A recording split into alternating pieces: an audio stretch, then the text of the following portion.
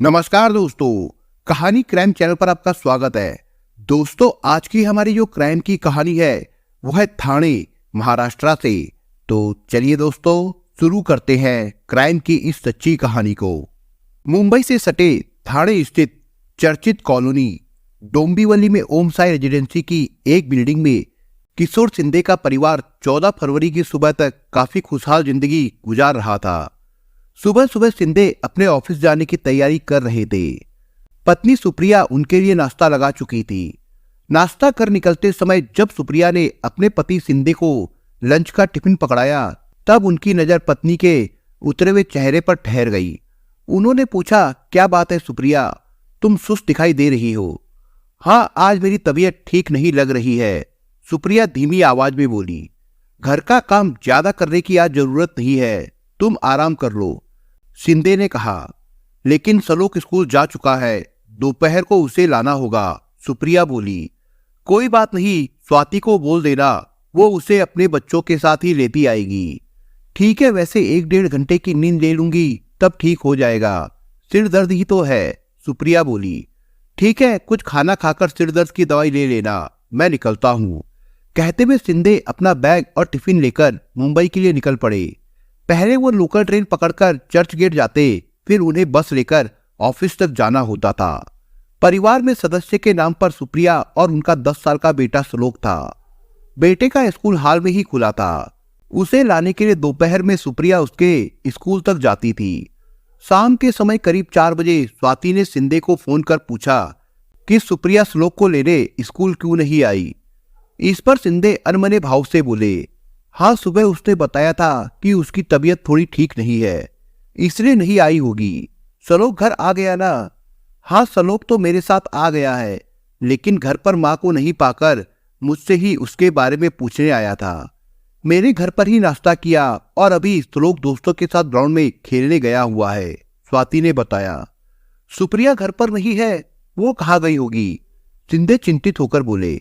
यही पूछने के लिए मैंने आपको फोन किया है, उसका फोन भी नहीं मिल रहा है। मैं घर जाकर भी देख चुकी हूँ, घर का दरवाजा भी बंद है। सलोक का स्कूल बैग भी बाहर बरामदे में पड़ा है। भाई साहब, मुझे डर लग रहा है, आप जल्दी घर आ जाइए, स्वाति घबराहट भरी आवाज में बोली। घर पर भी नहीं है, फिर कहाँ गई होगी? दवाई वगैरह लाने या डॉक्टर के पास तो नहीं गई? कहीं तबीयत ज्यादा तो नहीं बिगड़ गई उसकी? अभी मैं उसे फोन करता हूँ, शिंदे बोले और तुरंत सुप्रिया को फोन करने के लिए उन्होंने स्वाति का कॉल डिस्कनेक्ट कर दिया। शिंदे ने सुप्रिया को फोन मिलाया, लेकिन उसका फोन बंद आ रहा था। शिंदे चिंतित हो गए। तब उन्होंने पड़ोसी दोस्त को घर जाकर सुप्रिया का पता लगाने को कहा। दोस्त ने भी 5 मिनट में आकर वही सब बताया जो स्वाति ने कहा था। शिंदे ने फटाफट ऑफिस का बचा हुआ काम निपटाया और शाम के 7 बजे तक घर आ गए। घर का दरवाजा भीतर से बंद था। बेटा सलोक ग्राउंड से खेलकर घर आ चुका था। बरामदे में कुछ पड़ोसी भी जमा थे।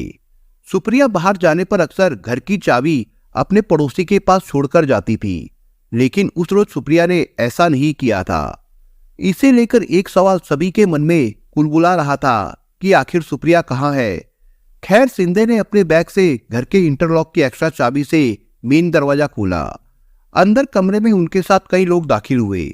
भीतर का माहौल सामान्य था, कमरे में लाइटें जल रही थी। कुछ पल वे कमरे में रुके, उनकी आंखें सुप्रिया को तलाश रही थी। उन्होंने अपने दोस्तों और रिश्तेदारों से उसके बारे में पूछा। किसी ने भी सुप्रिया के बारे में कुछ भी बताने से इनकार कर दिया। शिंदे को मामला कुछ संदिग्ध लगा। वो अधिक समय गंवाए बगैर अपने खास दोस्तों के साथ डोंबिवली मानपाड़ा पुलिस थाने गए। थाना प्रभारी के पास जाकर उन्होंने सुप्रिया की गुमशुदगी की सूचना लिखवा दी। इधर शिंदे के घर पर कुछ पड़ोसियों की नजर एक सोफे पर टिक गई, जो खिसकाकर दोबारा उसी जगह पर सेट किए जाने जैसा दिख रहा था। ऐसा जमीन पर बने ताजा निशान से पता चल रहा था। वो ये नहीं समझ पाए कि सोफे को दीवार से सटाकर क्यों लगाया गया है, जबकि सुप्रिया इसके खिलाफ रहती थी। वो हमेशा दीवार पर निशान पड़ने से बचाने के लिए दीवार से थोड़ी दूरी बनाकर रखती थी। जमीन पर कुछ निशान ऐसे बने हुए थे जो अधूरी सफाई लगते थे। पड़ोसियों में से एक ने सोफे को खींचने का प्रयास किया। वो भारी महसूस हुआ, खिसक नहीं पाया, जबकि वो बेड कम सोफा आसानी से खिसकाया जाने वाला था। सोफा ऊपर से गीला भी दिख रहा था। उसे दो लोगों ने ताकत से जैसे ही खिसकाया, उसके नीचे का हिस्सा एक झटके में अपने आप बाहर की ओर निकल आया। उसे देखकर सबकी आंखें फटी की फटी रह गई। उसमें सुप्रिया बेजान पड़ी थी। उसे सोफे में ठूसकर डाला गया था और उसके पैर मुड़े हुए थे। इसकी सूचना तुरंत पुलिस को दे दी गई। संयोग से शिंदे भी वहीं थे। पुलिस जिसे गुमशुदा के रूप में तलाश कर रही थी, उसके घर में ही मिलने की सूचना मिल गई थी। पुलिस टीम 10 मिनट में ही शिंदे को साथ लेकर आ गई। पुलिस के आला अधिकारियों की टीम के सामने सुप्रिया के शव को सोफे से बाहर निकाला गया। उसके सिर पर चोट के निशान थे। मौके पर फॉरेंसिक टीम को भी बुला लिया गया। मौके की प्रारंभिक कार्रवाई पूरी करने के बाद शव पोस्टमार्टम के लिए भेज दिया गया। इस मामले की जानकारी additional police commissioner Dattatreya Karale, DCP Sachin Ganjal और डोंबिवली डिवीजन के एसीपी जेडी मोरे को भी दे दी गई।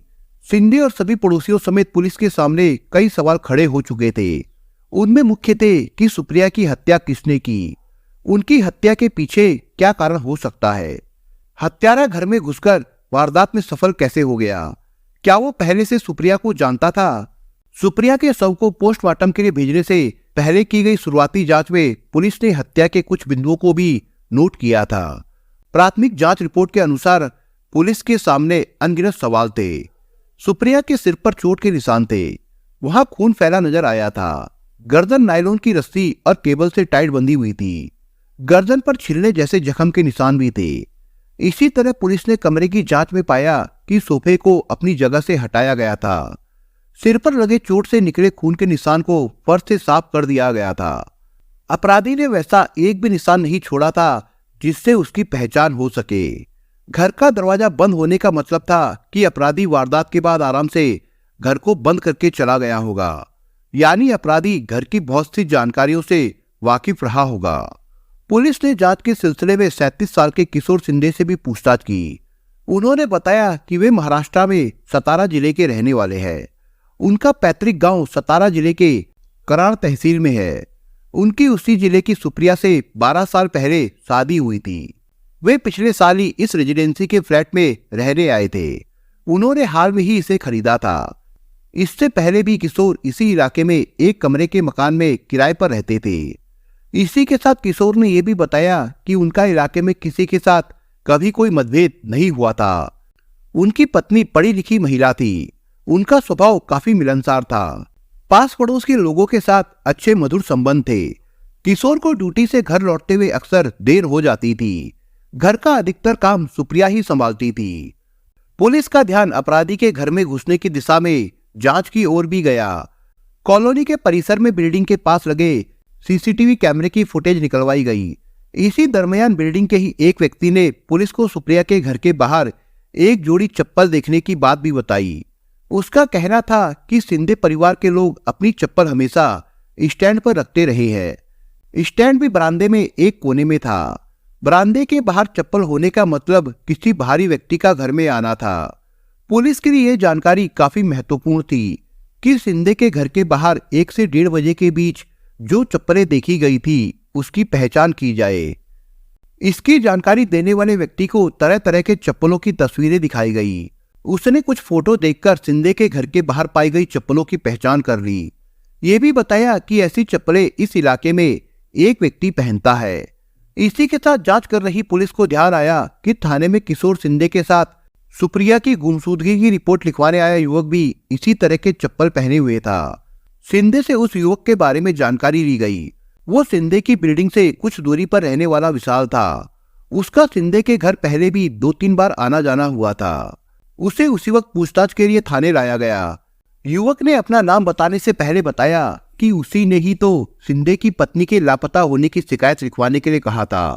पुलिस ने जब पूछा कि उसे कैसे पता था कि सुप्रिया लापता ही है, इस सवाल पर वो सकपका गया। उसके चेहरे के उड़ते रंग को देखकर पुलिस ने जबरदस्त डांट लगाई। उसका पूरा नाम पता पूछा। तब युवक ने अपना नाम विशाल भाऊ भाट बताया। उसके बाद सुप्रिया हत्याकांड के बारे में उसने जो चौंकाने वाली कहानी बताई वो कुछ इस प्रकार निकली। दरअसल 27 साल का विशाल ठाणे जिले में मुरवाड़ी तहसील के घावसड़ी गांव का रहने वाला था। उसके माता पिता और भाई बहन गांव में ही रहते थे। ओम रेजिडेंसी के इलाके में ही वो किराए का कमरा लेकर रहता था। उसकी नवी मुंबई में प्राइवेट नौकरी थी। उसकी कई बुरी आदतों में मोहल्ले की लड़कियों और औरतों पर नजर गड़ाए रखना भी था। वो उन्हें कामुक निगाहों से निहारता रहता था। उनसे संपर्क बनाने के मौके भी ढूंढने की वो कोशिश किया करता था। उसने पुलिस को बताया कि उसकी मुंबई में एक प्रेमिका भी थी जो किसी दूसरे शहर की रहने वाली थी। बीते 3 महीने से वो अपने घर चली गई थी। उसके बाद से वो नहीं लौटी थी। उसे याद करके विशाल की रातें तन्हाई में गुजरती थी। उसकी कल्पनाओं में वो खोया रहता था। इन्हीं दिनों उसकी निगाह सुप्रिया पर पड़ गई।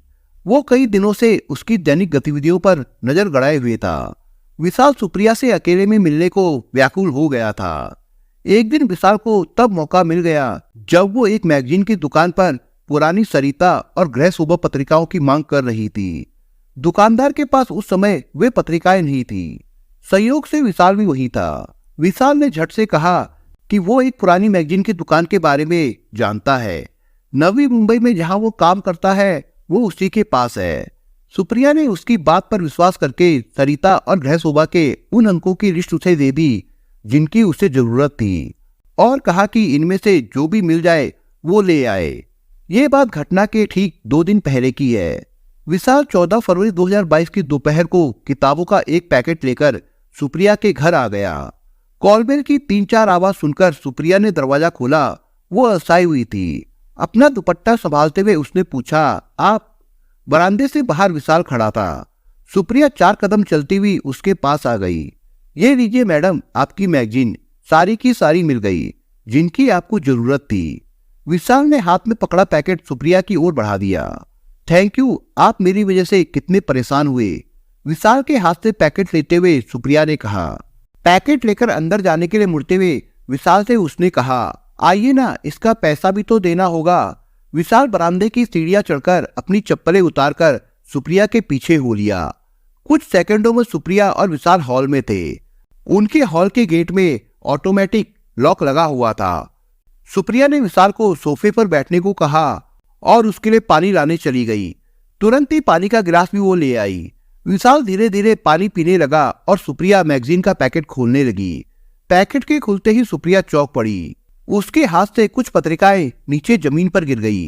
विशाल कुटिलता से बोला, क्यों, पसंद नहीं आई? इससे भी अच्छी किताबें वहां मिलती है। बदतमीज, निकल जा यहाँ से। तूने क्या समझ लिया? मैं ये लाने के लिए बोली थी, सुप्रिया चीखते हुए बोली। विशाल उसके लिए अश्लील मैगजीन लाया था। उसे देखते ही सुप्रिया नाराज हो गई थी। सुप्रिया को चीखते हुए देखकर विशाल को भी गुस्सा आ गया। उसने सुप्रिया का हाथ पकड़कर अपनी ओर खींच लिया। इस तरह विशाल के बदले में तेवर और अचानक हुए हमले से सुप्रिया अनजान थी। वो उसके ऊपर गिर पड़ी। पास रखा कांच का गिलास जमीन पर गिरकर टूट गया। कुछ पानी भी फैल गया। सुप्रिया विशाल को धकेलते हुए उठ खड़ी हुई। जमीन पर बिखरा कांच उसके पैर में चुभ गया जिससे खून निकल आया। वो वहां से भागकर दूसरे कमरे में जाने लगी। तब तक विशाल और भी हैवान बन चुका था। वो सुप्रिया को फिर से दबोचने की कोशिश करने लगा लेकिन वो उसकी पकड़ में नहीं आई। अंततः उसकी गर्दन विशाल की पकड़ में आ गई। विशाल ने सुप्रिया को काबू में लाने के लिए नायलॉन की रस्सी उसके गले में फंसा दी। वो रस्सी अपनी जेब में रखकर लाया था। गले में फंसी रस्सी दोनों हाथों से उसने कस दी जिससे जल्द ही सुप्रिया बेजान हो गई और गिर पड़ी। इसी अवस्था में उसने उसके शरीर के साथ छेड़छाड़ की। तब तक सुप्रिया की सांसें थम चुकी थी। ये देखकर विशाल घबरा गया और आनन फानन में अपने बचाव का रास्ता निकालने लगा। उसने पाया कि उसकी सुप्रिया के साथ हाथापाई बेडकम सोफे पर हो रही थी। उसके दिमाग में एक आइडिया कौंध गया। उसने तुरंत सोफे को खोला और सुप्रिया के शव को उसके अंदर ठूस दिया। सोफे को उसने फिर से पहले की तरह लगा दिया लेकिन वो भूल गया कि सोफा पहले दीवार से थोड़ा अलग था। जमीन पर गिरे पानी और सुप्रिया के कुछ खून को साफ करने के बाद गेट की चाबी ढूंढी। चाबी उसे किचन के फ्रिज के ऊपर रखी मिल गई थी। इस तरह वारदात को अंजाम देने के बाद विशाल बड़े आराम से अपने कमरे पर चला गया।